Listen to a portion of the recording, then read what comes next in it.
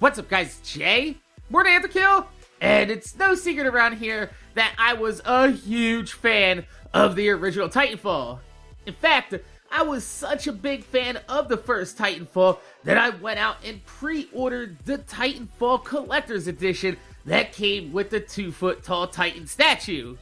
And I also had my Titanfall Xbox One controller scuffed up in preparation for the game. Even though I ended up playing it on PC and never used the Xbox One controller, it's still one of my favorite pieces in my collection. And I have a lot of fond memories playing the game. You could look back on my channel and see quite a bit of Titanfall action.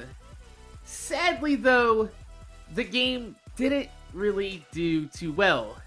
Partly in fact, due to the combination of it being a Microsoft exclusive and also being a full-priced release with no real single-player offering. It's fair to say that Titan failed, with its player base dwindling down in just a few months, well before it even had a chance to get any new DLC or post-launch support from Respawn. So you can't blame me when I say that I was reluctant to spend my money on Titanfall 2.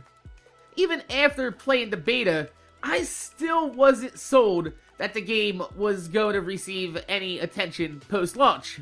I mean, the multiplayer beta was exactly what you'd expect from Titanfall. More importantly, from Respawn Entertainment. You'd be hard-pressed to find a shooter with as much fluidity in its controls or natural intuitivity with its parkour than Titanfall. It's always been top-notch, no exceptions. And that was never a question or a doubt in my mind. The big question for me, though, was Titanfall 2 worth spending your money on? Especially with how quick the original Titanfall kinda flopped out on the market. And with Black Friday a few days away and the holiday shopping season upon us, it's still a fair and valid question. Especially with the plethora of games that released this year that are available for purchasing right now, the last thing you want to do is feel like you wasted your hard-earned money. And Respawn stepped up to the plate and delivered me a free download code for Titanfall 2 on the PS4 for me to experience for myself. And I gotta say, Respawn not only made good on their promise to deliver a more complete package this time, but they went above and beyond what was expected of them, and they crafted one of the greatest first-person shooter military campaigns that I've ever played. Considering that my previous favorite military shooter campaign was Modern Warfare 2, it makes sense that Titanfall 2's campaign would be just as fantastic since Respawn is collectively made up from the same group that originally made the Modern Warfare series with Infinity Ward. Respawn shows that they still know what it takes to make a competent and engaging first-person shooter campaign. So, what is it for me that makes the campaign so great? Well, Respawn has taken everything that we love about the multiplayer of Titanfall, and they use that to pull back the curtain just a little bit to give us a more intimate look at the Titanfall universe. They've given your pilot a name, a story, a purpose for existing, and they combine that with his growing relationship with this Titan. And they even have a few bits of comedy relief that turns this 10-ton giant robot into more than just a vehicle, but he starts emerging as a friend in the same way that Tales from the Borderlands made you love Loaderbot. Titanfall makes you really just kind of get attached to BT.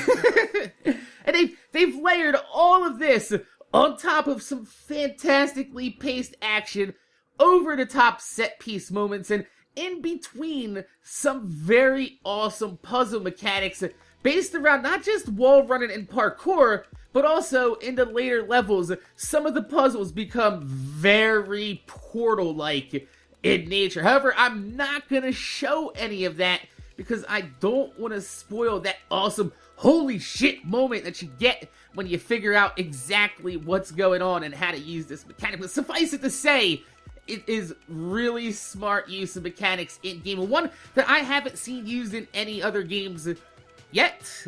But I think overall, my favorite part of the campaign is something that you don't usually see in first-person shooter campaigns, and that is the use of enemy titans in-game as de facto boss fights that give you a pretty good level of satisfaction after you've completed each area, and it just tops it off. And that's something that other shooters like Call of Duty, Battlefield, even like Medal of Honor never really include in their campaigns. Usually each area ends up in some sort of vehicular, on-rails scripted action sequence, so it's nice to see a little bit of game design from other genres being sprinkled in to spice things up just a little bit, and kind of reminds me of one of my favorite games from the PlayStation era, Armored Core. So when you take a look at the fact that, you know, Titanfall always had great multiplayer, and now they put a fantastic campaign on top of that, I gotta say, Titanfall 2 just might be worth the money to you.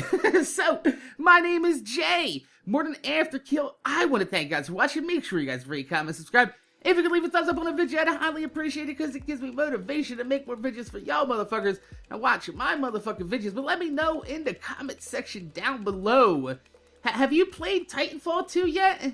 If so, let me know what you thought about the campaign, because you know, everybody already knows that the multiplayer is amazing in Titanfall, but I want to know how you liked the campaign. And also, tell me if you played Titanfall 1, and if you haven't played Titanfall 2, are you looking forward to picking it up this holiday season? Is it still on your list? Do you have your eye on it, or are you just feeling like you'd rather spend your money on something that you know that you like, and you're just not ready to take the plunge into something a little bit new, a little bit different? Tell me in the comment section down below. My name's Jay, MorninAfterKill. Thanks for watching, and I'm gonna see y'all motherfuckers later.